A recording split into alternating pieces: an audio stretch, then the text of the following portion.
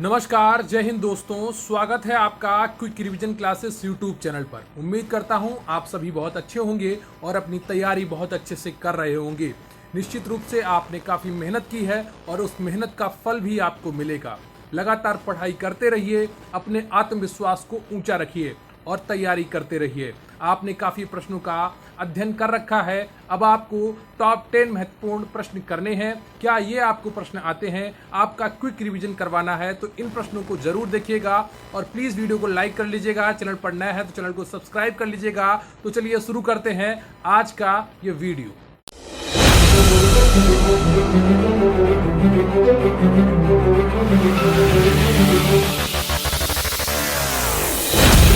आज का आपका पहला प्रश्न है, भारत में निर्धनता का प्रतिशत सर्वाधिक व न्यूनतम क्रमशः किस राज्य में है? आपको बताना है कि पहले प्रश्न का कौन सा ऑप्शन सही है। ए ऑप्शन है उत्तर प्रदेश और पंजाब, बी है उड़ीसा और पंजाब, सी है बिहार जम्मू कश्मीर और डी है आपका उड़ीसा हिमाचल प्रदेश। ऑप्शन में आबाद सादा लिखा है, आप चाहें तो आबाद सादा लिख सकते हैं और चाहे इसको ABCD में भी उत्तर दे सकते हैं, क्योंकि आ से ए बनेगा, बा से बी बनेगा, सा से सी बनेगा और दा से डी बनेगा। तो इसको आज आप ठीक कर लीजिएगा, ठीक है।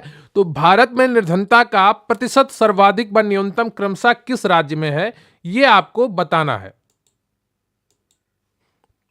भारत में निर्धनता का प्रतिशत सर्वाधिक व न्यूनतम क्रमशः किस राज्य में है, यह आपको बताना है।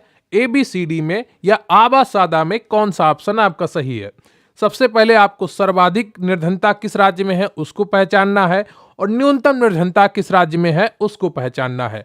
तो यहां पर पहले का जो सही ऑप्शन है आपका वो बी ऑप्शन है, यानी कि उड़ीसा और पंजाब। अब आप सोच रहे होंगे उड़ीसा और पंजाब कैसे, तो उड़ीसा में सर्वाधिक गरीबी है यानी कि सर्वाधिक निर्धनता है।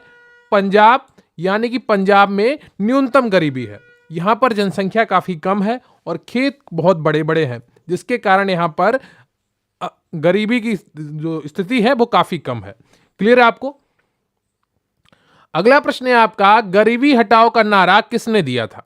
श्रीमती इंदिरा गांधी, प्रधानमंत्री श्री चंद्रशेखर, श्री लाल बहादुर शास्त्री या लोकनायक जयप्रकाश नारायण। आपको बताना है गरीबी हटाओ का नारा किसने दिया था।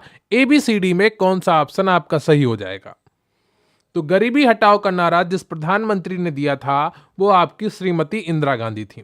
क्लियर है आपको। अगला प्रश्न है आपका, अंत्योदय अन्न योजना कब प्रारंभ की गई? दिसंबर 2000 में, 19 नवंबर 2005 में, 2 अगस्त 1992 में या 6 अप्रैल 2000 में? बताइएगा अंत्योदय अन्न योजना कब प्रारंभ की गई। ABCD में कौन सा ऑप्शन आपका सही है। गरीबी टॉपिक से जुड़ा हुआ यह प्रश्न है, गरीबी से जुड़ी हुई ये योजना है, तो इसलिए आपको इसका ध्यान रखना होगा। अंत्योदय अन्न योजना कब प्रारंभ की गई? तो तीसरे का कौन सा ऑप्शन आपका सही हो जाएगा, यह आपको बताना है। तो तीसरे का जो सही ऑप्शन है आपका वो ए है, यानी कि आ है। दिसंबर 2000 में अंत्योदय अन्न योजना प्रारंभ की गई थी। क्लियर है आपको। और प्लीज वीडियो को लाइक कर लीजिएगा, चैनल पर नया है तो चैनल को सब्सक्राइब कर लीजिएगा। अगला प्रश्न है आपका, राष्ट्रीय ग्रामीण रोजगार गारंटी योजना का शुभारंभ किस राज्य में किया गया था? आपको बताना है राष्ट्रीय ग्रामीण रोजगार गारंटी योजना का शुभारंभ किस राज्य में किया गया था, यानी कि नरेगा जो योजना चलाई गई उसका शुभारंभ कब किया गया या कहां पर किया गया।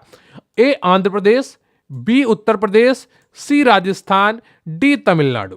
बताइएगा इनमें से कौन सा ऑप्शन आपका सही है। राष्ट्रीय ग्रामीण रोजगार गारंटी योजना का शुभारंभ किस राज्य में किया गया? तो चौथे का जो सही उत्तर है आपका वो ए है, आंध्र प्रदेश में।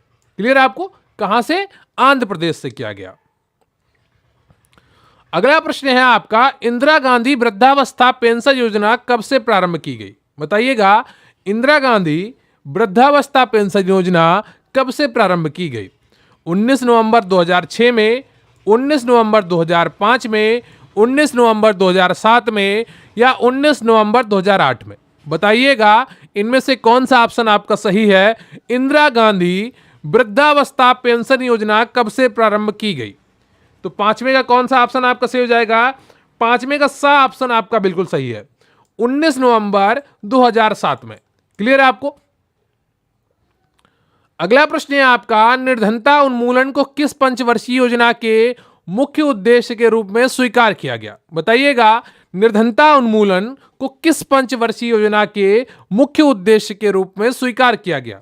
ए 7वीं, बी 5वीं, सी चतुर्थ, डी द्वितीय। बताइएगा इनमें से कौन सा ऑप्शन आपका सही है? निर्धनता उन्मूलन को किस पंचवर्षीय योजना के मुख्य उद्देश्य के रूप में स्वीकार किया गया? छठा का कौन सा ऑप्शन आपका सही हो जाएगा? तो छठे का बी ऑप्शन आपका सही है, 5वीं। क्लियर है आपको? कौन सा ऑप्शन आपका सही है? बी ऑप्शन आपका सही है, 5वीं।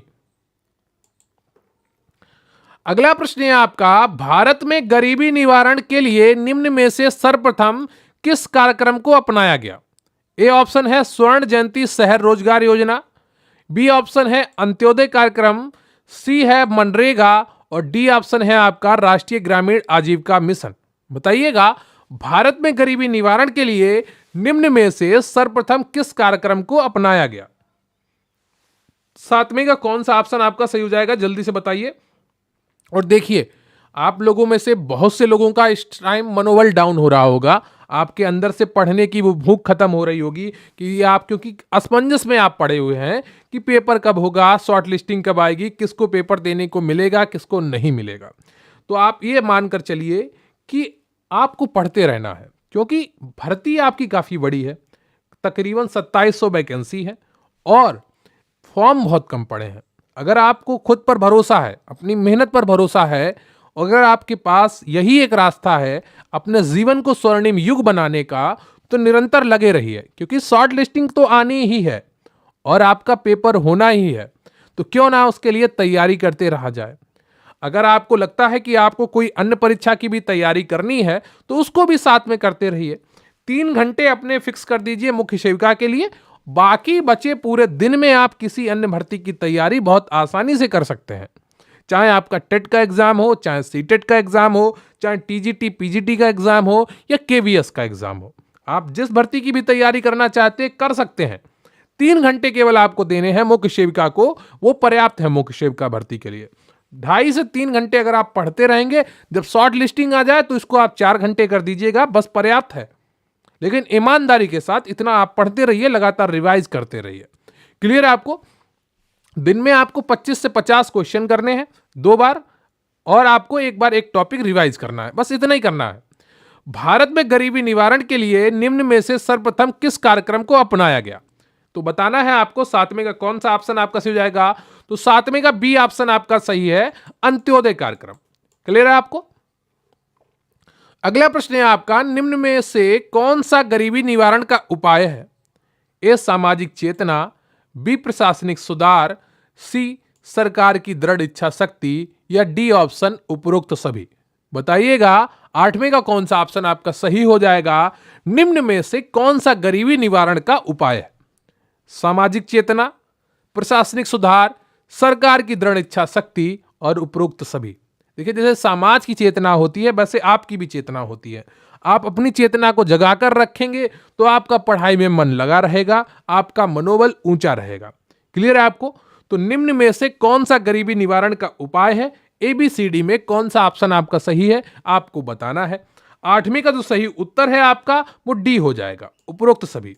सामाजिक चेतना की भी आवश्यकता होती है कि समाज गरीबी से बाहर निकलने की इच्छा शक्ति रखे, तो वो मेहनत करेगा, तो वो बचत करेगा, तभी गरीबी से बाहर निकलेगा। अन्यथा नहीं निकल सकता। अगर वो सपना ही नहीं देख सकता है कि गरीबी से बाहर निकलने का, तो वो कैसे बाहर निकलेगा? तो इसलिए सामाजिक चेतना की बहुत ज्यादा आवश्यकता होती है। फिर आता है प्रशासनिक सुधार। अब सरकार अगर कोई योजना बनाए और प्रशासन में ही सुधार नहीं है, वो पूरा घोटाला कर जाए, तो फिर कैसे गरीबों के पास उन योजनाओं का लाभ पहुंचेगा? कैसे वो गरीब अपनी गरीबी से बाहर आ पाएंगे? कोई अधिकारी, जैसे एक नरेगा योजना चल रही है, मनरेगा योजना चल रही है आपकी, और इसमें क्या हो रहा है कि रोजगार देके गरीबी से बाहर निकालना है, लेकिन वो रोजगार दिए ही नहीं जा रहे हैं, वो वहां पर घोटाला हुआ जा रहा है, तो यहां पर नुकसान होगा। तो प्रशासनिक सुधार की आवश्यकता है कि अधिकारी जो बने वो करप्ट ना हो, वो भ्रष्टाचारी ना हो। सरकार की दृढ़ इच्छा शक्ति, सरकार की इच्छा शक्ति होनी चाहिए कि गरीबी हटानी है, इससे जुड़ी हुई योजनाएं बनानी है, इस विषय पर हमें काम करना है। तभी संभव है कि गरीबी को हटाया जा सके। इसलिए डी ऑप्शन आपका बिल्कुल सही हो जाएगा, उपरोक्त सभी। अगला प्रश्न है आपका, निर्धनता मापन से संबंधित फार्मूला है। अब यहां पर फार्मूला देखकर आप चौंक सकते हैं, लेकिन बहुत ही आसान उत्तर होगा इसका अगर आपने पूरा थोड़ा बहुत निर्धनता टॉपिक को मेरे साथ पढ़ा है। मैंने बहुत अच्छे से पढ़ाया है, यूट्यूब पर भी और गरिमा बैच में भी। आरवी राव फार्मूला या माकड़ा देव फार्मूला या लकड़वाला फार्मूला या उपरोक्त में से कोई नहीं। बताइएगा निर्धनता मापन से संबंधित फार्मूला कौन सा है, एबीसीडी में कौन सा ऑप्शन आपका सही हो जाएगा। देखिए, मैंने आपको समितियां पढ़ाई थी गरीबी से जुड़ी हुई, उन समितियों ने क्या अपनी रिपोर्ट सौंपी थी और अपने गरीबी मापने का आधार बताया था। तो आधार को ही यहां पर फार्मूला कह दिया गया है। प्रश्न की भाषा बदल गई है, प्रश्न जो मूल है वो वही है। तो 9 का कौन सा ऑप्शन आपका सही हो जाएगा? 9 का सी ऑप्शन आपका सही हो जाएगा। मैंने एक लकड़ वाला समिति आपको बताई थी गरीबी पर, है ना, तो सी ऑप्शन वही उनका जो आधार था गरीबी मापने का, वही उनका फार्मूला हो गया। तो लकड़ वाला फार्मूला निर्धनता मापन से संबंधित फार्मूला है। क्लियर है आपको? और प्लीज वीडियो को लाइक कर लीजिएगा, चैनल पर नए हैं तो चैनल को सब्सक्राइब कर लीजिएगा। अगला प्रश्न है आपका, मरु विकास कार्यक्रम परियोजना है सार्वजनिक भागीदारी की, गैर सरकारी संगठनों की, केंद्र सरकार की या राज्य सरकार की? बताइएगा इनमें से कौन सा ऑप्शन आपका सही हो जाएगा। मरु विकास कार्यक्रम परियोजना है, किसकी परियोजना है यह आपको बताना है। सार्वजनिक भागीदारी की यानी कि सब लोग जुड़े हुए हैं, ठीक है, और गैर सरकारी संगठनों की यानी कि सरकार में उसका कोई योगदान नहीं है। जो गैर सरकारी संगठन है वो इस योजना को चला रहे हैं, या सिर्फ केंद्र सरकार चला रही है या राज्य सरकार चला रही है। अब केंद्र सरकार क्या होती है? जो आपकी संसद में बैठ के कार्य करती है, जो केंद्रीय कैबिनेट में होती है वो केंद्र सरकार होती है। राज्य सरकार जैसे उत्तर प्रदेश में योगी जी की सरकार है, बिहार में नीतीश कुमार की सरकार है, राजस्थान में अशोक गहलोत की सरकार है, पंजाब में भगवत मान की सरकार है, ठीक है। तो इस तरह हर राज्य की अपनी अपनी सरकार होती है, अपना अपना मुख्यमंत्री होता है। पश्चिम बंगाल में ममता बनर्जी है ना। तो ये सब चीजें आपको ध्यान रखनी होंगी। मरु विकास कार्यक्रम परियोजना है, किसकी परियोजना है? तो 10वें का सी ऑप्शन आपका बिल्कुल सही हो जाएगा, केंद्र सरकार की परियोजना है। निश्चित रूप से आपकी तैयारी बहुत अच्छी हो रही है। जरा सी भी बोरियत हो तो थोड़ा बहुत खुद को मोटिवेट करने की कोशिश करिए, क्योंकि आपका लक्ष्य है, तो लक्ष्य आपने निर्धारित किया है तो मेहनत भी आपको करनी पड़ेगी। लगातार सिलेबस को पलट कर देखना भी आपको ही पड़ेगा। आपका स्वयं के प्रति जो व्यवहार है वही आपकी जो आने वाला समय है उसकी नियति तय करेगा। तो इसलिए अपने आप को मोटिवेट करते रहिए, अपनी सिलेबस के साथ जुड़े रहिए, अपनी तैयारी करते रहिए और निश्चित रूप से सफलता आपको मिलेगी। मेरी शुभकामनाएं सदैव आपके साथ हैं। तो प्लीज वीडियो को लाइक कर लीजिएगा, चैनल पर नए हैं तो चैनल को सब्सक्राइब कर लीजिएगा और कमेंट करके जरूर बताइएगा कि यह प्रैक्टिस सेट आपको कैसा लगा। तो बहुत बहुत धन्यवाद आपका। Thank you very much. जय हिंद, जय भारत।